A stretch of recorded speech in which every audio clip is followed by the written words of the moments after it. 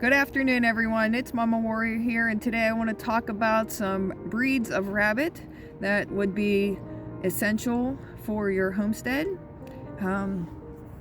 Obviously, I love rabbits and I love raising rabbits. I think rabbits are wonderful for your homestead. They can produce a lot of meat in a short amount of time. A small colony of rabbits could average close to 900 pounds in a year. So just having a couple bucks with a few does is going to provide you with a lot of meat.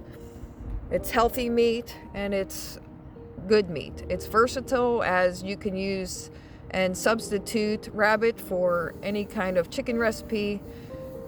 Really, things are limitless with that. So let's just go ahead and get into some of the breeds. Now we have the California rabbits, Californian.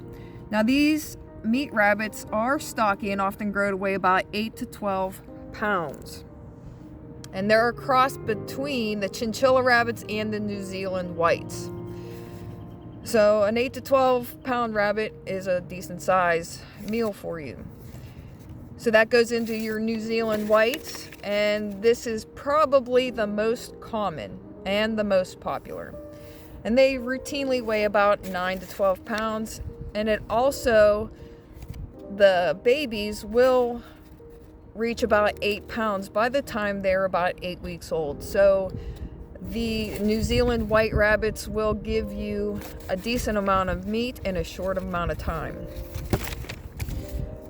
Let's see here. We have the third one would probably be your Rex rabbit. These are probably one of the most popular homesteading rabbits. They generally weigh around 10 pounds and are very beautiful with thick fur that has been used in making outerwear and linings. So they have a nice fur and they provide a decent amount of meat.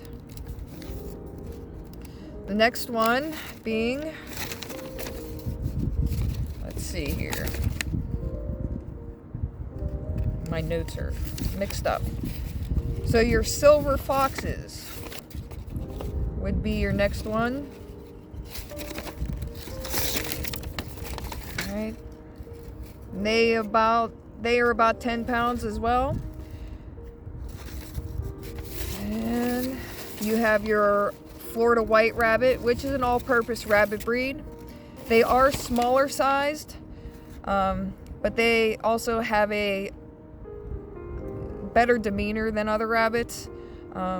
They probably make a better pet than anything, but they're a very good rabbit for beginners. So if you're looking to start rabbits and you don't know which ones to go for and you're kind of nervous about raising them, I would go for the Florida white rabbit, as they're pretty docile and nice to raise, and it will give you a good understanding of how to raise a rabbit. I think that might be the top 5 of them. Okay, we also have the Dutch rabbit, and it's another very common species of rabbit. It's very popular in the United States, and contrary to its name, they are from the United Kingdom. They're very energetic, and they need plenty of outdoor space. They're usually small at about 5 pounds each, and will have less meat on them, but they are widely available and usually cheap to buy. So you have to think about the different aspects of raising rabbits. How much room do you have? What space do you have? You obviously have to think about your space. If you're going to have 6 to 12 rabbits in a litter, you're going to need the space for these rabbits. If you want, you need to have the space in your freezer so that you can store some of the meat. And if you're going to use the fur and tan the furs, you obviously have to have some space for that as well, and some knowledge there. As far as money goes, it can be as expensive or cheap as you want it to be. Personally, my husband, he helps, well, he doesn't help. I help, maybe, but he makes all the cages, and we try to repurpose a lot of whatever wood we can find on our property and just reuse different things to make our hutches out of. But you know, if you don't have the handy skills like that, obviously you can go out and purchase a hutch. They can be, you know, around $50, maybe up to a couple $100. So depending on what your financial situation looks like, you can get one of those. You're going to want some feeders. I find metal feeders are probably better. Rabbits do like to chew. So the plastic ones, you're going to likely have them chewed up. Nesting boxes. So as long as you have an enclosed area for your rabbits and the bedding, we use straw, that will be fine. Heaters and lights really isn't necessary unless you're planning on breeding through the winter time in the colder months. We do not use any lights or heaters. I started breeding as soon as the weather broke and it started to get warm.